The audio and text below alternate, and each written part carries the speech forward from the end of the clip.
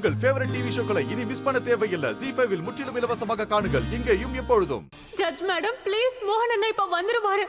உங்களோட தீர்ப்பை கொஞ்ச நேரத்துக்கு தள்ளி வைங்க ப்ளீஸ். ஜட்ஜம்மா, என் பொண்ணு ராதா நிரபராதிங்க.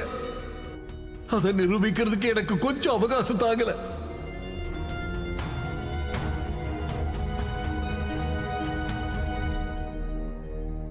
ப்ளீஸ் மேடம், இவங்க பேச்செல்லாம் கேட்காதீங்க. நான் சொல்றத நல்லா கேளுங்க. டக்கு டக்குன்னு தீர்ப்பை கொடுத்துட்டு போயிட்டே இருங்க.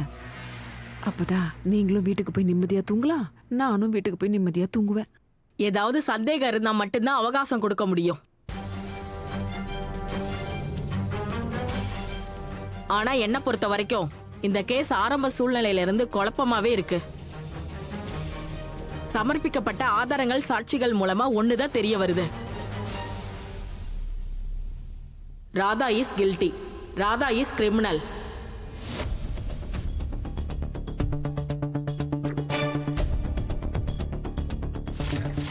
குற்றம் சாட்டப்பட்ட ராதா தன்னோட குற்றத்தை தானே ஒத்துக்கிட்டாங்க.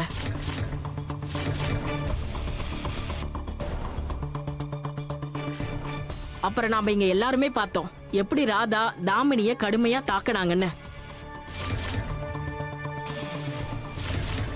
இதெல்லாம் பார்க்கும்போது ராதா எப்படிப்பட்ட டேஞ்சரஸான ஆளுன்னு நமக்கு தெரிய வருது.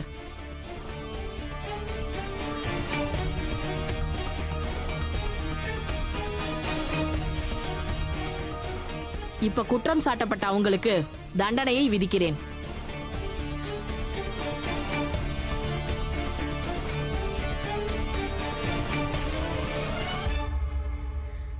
No no judge aunty, please no. Judge madam, எனக்கு என்ன பத்தி எந்த கவலையும் இல்ல. ஆனா ஒரே ஒரு முறை மோகனையா எங்க இருக்காருன்னு கொஞ்சம் தெரிஞ்சுக்கிட்டு சொல்றீங்களா? அவர் நல்லா இருந்தா போதும்.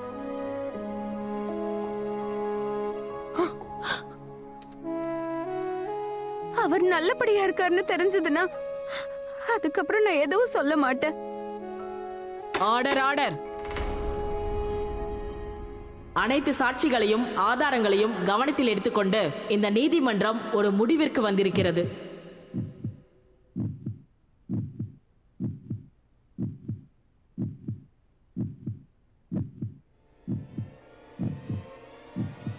குற்றம் சாட்டப்பட்ட ராதா தான் தன்னுடைய கணவர் மோகனுடைய முதல் மனைவியான துளசி மோகனை கொலை செய்ததாக.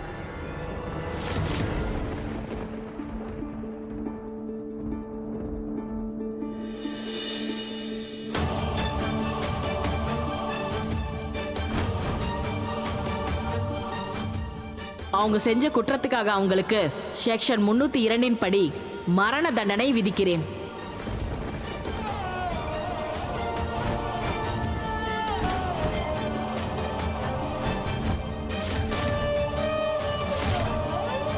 ZEE5 ஆப்பை டவுன்லோட் செய்து அனைத்து எபிசோடுகளையும் இலவசமாக பாருங்க.